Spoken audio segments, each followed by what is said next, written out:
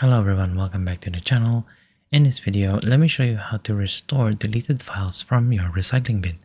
Now don't forget to hit that like and subscribe and hit the notification bell so you're updated whenever we upload a new video. Stick until the very end so you don't miss a single detail. Now what we're going to be doing here is we're going to be accessing our recycling bin. If you cannot find your recycling bin in your desktop right here, all you have to do is to go ahead and search for it in your Windows bar. Go ahead and type in recycling bin and you should be able to see something like this. Now let's go ahead and open up our recycling bin folder.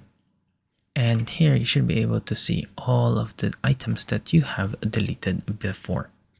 Now what we're going to be doing here is just go ahead and look for that file that you are looking for, and then if you want to go ahead and restore it back, all you need to do is to basically right click on it, and then you should be able to see restore right here.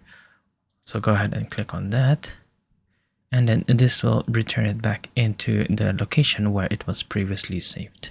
Now what you need to do is to take note of where it is saved. So if you want to go ahead and find out where that is, then all you need to do is to hover onto the actual item itself, and then you should be able to see where the original location is.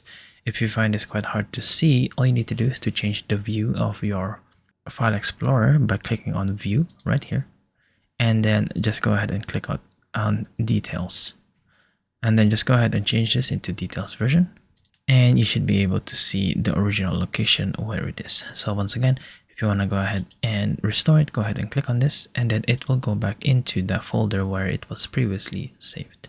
And there you go. So that's how you would restore back your folders or data that you have deleted before here in your recycling bin. I hope that you have found this tutorial useful. See you guys next time.